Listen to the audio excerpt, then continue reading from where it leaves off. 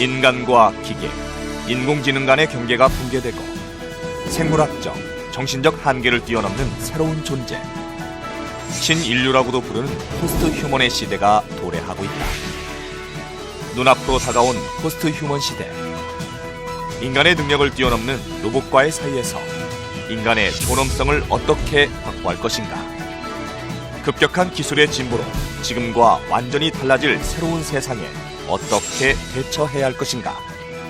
로봇이라든가 사이보그나 또는 이런 인공지능체들이 존재하는 시대에 있어서는 바로 물질에 대한 그런 단절적인 생각은 이제는 성립하기 어렵죠.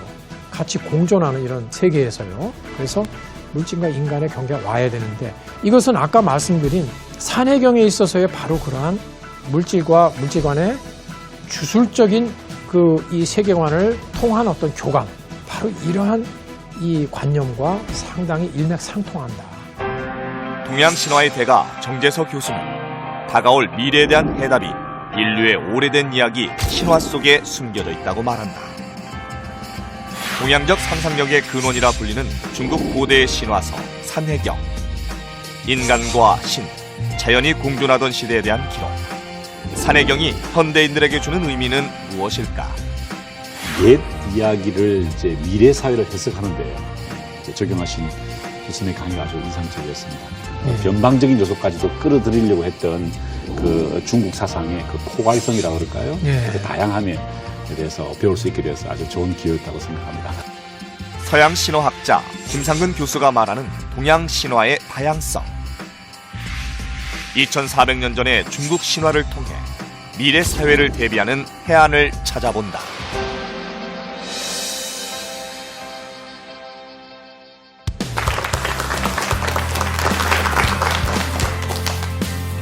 안녕하세요.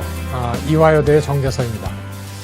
오늘 저는 신화가 갖는 미래에 대한 통찰의 힘, 또는 미래를 예시하는 그 힘에 대해서 오늘 말씀드리고자 합니다. 신화는 옛날 얘기죠. 아주 정말 오래된 이야기 중에 이야기입니다. 그 아주 오래된 이야기이기 때문에 죽어 있는 것이 아니고 오늘에 있어서도 살아있고 그것이 나아가서 우리에게 미래를 예견하게 해준다는 그 점에 대해서 오늘 말씀을 드리려고 합니다. 자, 여러분 지금 이 그림들을 한번 보십시오. 모 자동차 회사에서 아마 이제 오랫동안 차를 모르면 우리가 이제 나중에 거의 이제 폐차를 하게 되죠.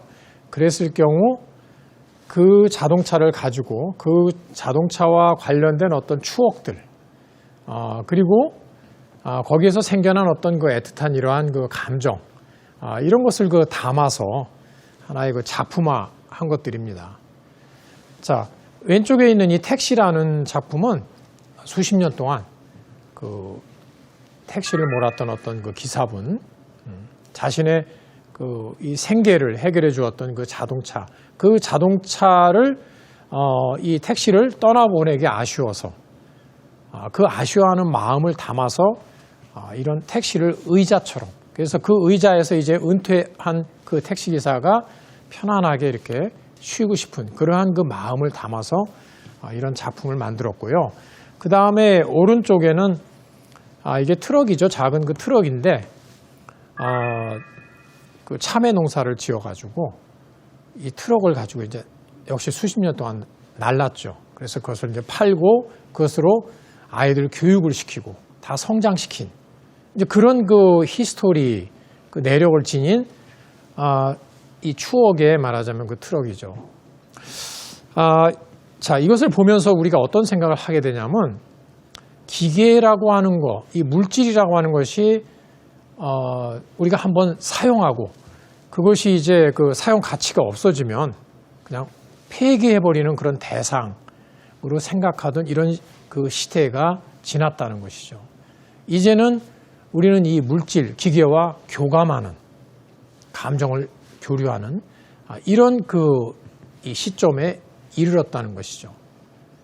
자, 인간과 기계와의 또는 사물과의 교감이 확대되는 이런 시대가 바로 앞으로 다가올 그 시대입니다.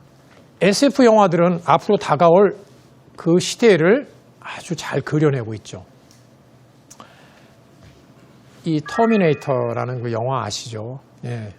그 영화에서 이 터미네이터가 나중에 자기의 임무를 다하고 용광로에 이제 그 뛰어들죠.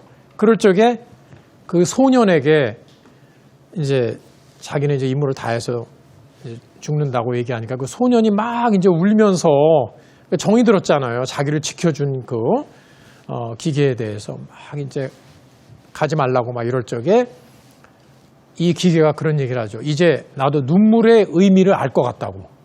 기계와 인간의 감정적 교류. 이게 이제 이루어지는 그 시대예요. 이제 더 점입 가경이에요. 자, 크리스 콜럼버스 감독의 바이센테니얼 맨. 이 영화에 이르면 이 교감을 넘어서죠, 이제는. 그래서 이 로봇가 그 이제 그 주인집 말하자면 이제 거기에 그 하인이죠. 근데 나중에 어떻게 됩니까? 그 주인집 딸하고 좋아하게 되죠. 좋아하는데 이제 결국 이제 주인집 딸은 늙어서 죽죠, 나중에. 그리고 그 손녀때에 가서 결국 이제 사랑이 이루어져서 둘이 결혼하게 되는 그런 그 내용이죠. 바이센테니얼 맨. 자, 기계와 인간이 이제 공존하는 시대. 뭐 인공지능 그 알파고가 우리에게 준 그 충격. 여러분들 그거 기억하시죠? 예. 너무 우리가 인간만을 표준으로 해서 살던 이런 시대에서 이제는 인간과 이 기계라든가 또 다른 여러 가지 뭐 이런 그 장치들하고 같이 공존하는 이런 시대.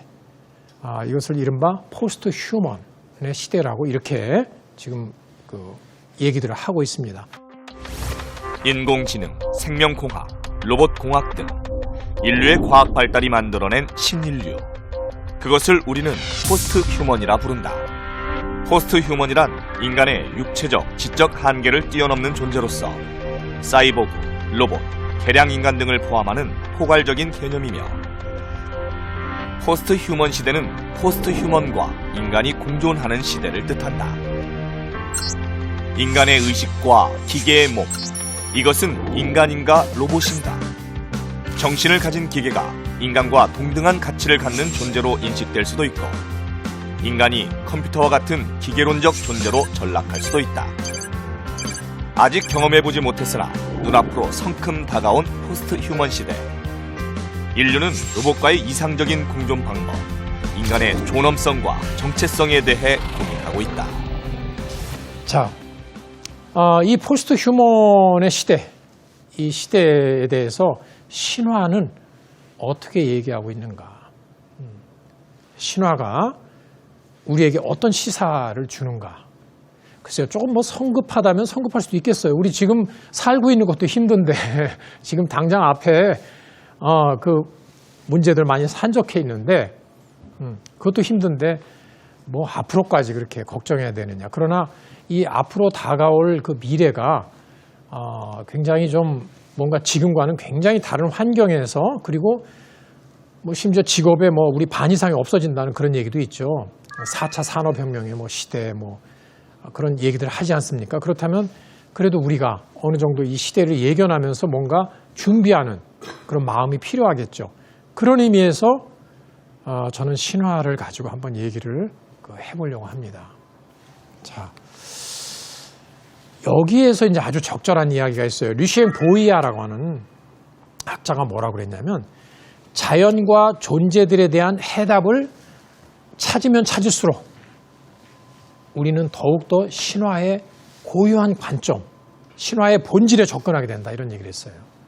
다시 말해서 우리가 뭔가 탐구를 하는 것들, 뭐 철학적인 탐구든 과학적인 탐구든 그 우리의 본질에 대해서 탐구를 하는 것은 결국 신화의 본질에 접근하는 것과 똑같은 것이다. 자, 이 얘기를 통해서 우리는 정말 오늘 이 신화를 통해서 뭔가 우리가 지금 궁금하게 생각하고 있는 다가올 미래에 대해서 한번 생각해 볼 수 있는 그런 여지를 갖게 될 수 있을 것 같습니다. 제가 이제 여기서 그 다룰 신화는 바로 산해경이라고 하는 고대 중국의 아주 그 대표적인 신화책입니다. 그리고 동아시아 상상력의 원천이라고 하는 책이에요. 그래서 이 산해경이라고 하는 책에 담긴 그 신화적 내용 또는 상상적인 세계를 가지고 바로 미래와의 대화를 시도하려고 합니다.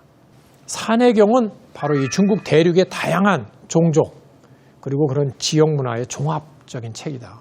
신화시대 때 옛날에 태고 쪽에는 중국 대륙에는 수많은 아시아의 민족들이 함께 살았다. 그러면서 거기서 신화를 만들어냈겠죠. 그것이 바로 산해경에 담겨 있습니다. 그리고 이 산해경이라는 책은 또 지리, 각 지역을 얘기하고 있어요. 지리서적인 성격도 있고 민족지이자 박물지 이런 여러 가지 성격을 갖고 있다. 자, 하나하나 이제 보시죠. 자, 이 책이 언제 만들어졌느냐?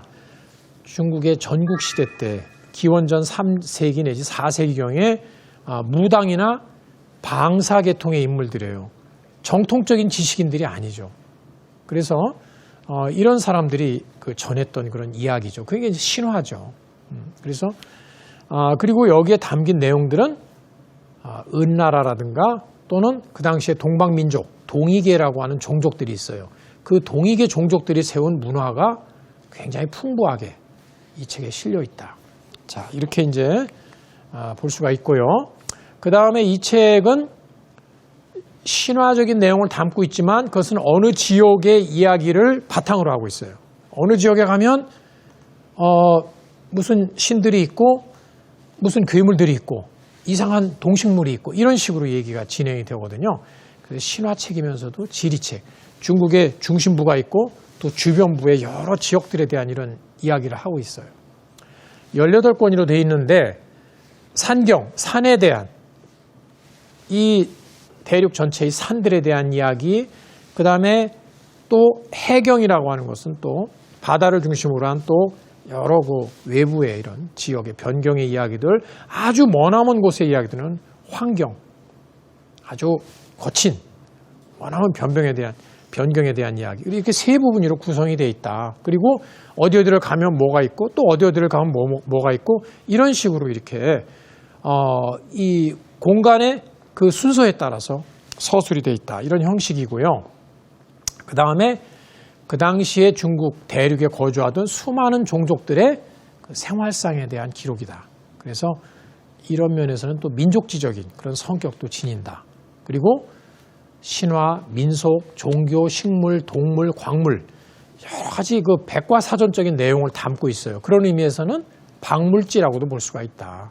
자, 이 책의 성격에 대해서 이렇게 말씀드리고요. 동아시아 상상력, 여기 중요한 것은요. 상상력의 원천이라. 요즘 상상력이 너무 중요하죠. 바로 이 산해경이 상상력의 보물 창고다. 이렇게 얘기할 수가 있어요. 그래서 중국의 그 위대한 시인 도연명, 이 산해경의 애독자예요. 그 다음에 근대 현대문학의 아버지인 노신, 이 노신과 같은 이런 문인들이 굉장히 이 산해경에 주목을 했다. 노신은 어렸을 적에 이 산해경을 보고 막 완전히 너무 충격을 받아서 거기에 나온 괴물과 막 이런 상상세계, 완전히 뭐 전기에 감전된 것 같았다 나는, 막 이런 그 수레를 하고 있어요. 자, 이런 정도로 이제 그 상상력에 굉장히 영향을 미친 책이다. 이렇게 말씀드릴 수가 있고요. 자, 한마디로 규정한다면 전국시대 무당계층에 의해서 성립된 중국 신화의 보물창고이자 동아시아 상상력의 원천이다. 자, 이렇게 이제 말씀을 드릴 수가 있는데, 자, 그럼 이 산해경이 담고 있는 그 내용들이 과연 우리에게 어떤 시사를 주는지 한번 살펴보기로 하겠습니다. 자, 이 산해경에는 주로 이런 그 상상적인 세계들이 전개되어 있어요. 신화니까요. 그렇죠? 상상적인 세계예요. 이 상상적인 세계도 나름대로의 질서, 작동하는 원리가 있어요. 어떤 원리에 의해서 이 상상 세계가 움직이고 있는가? 첫 번째, 주술적 세계.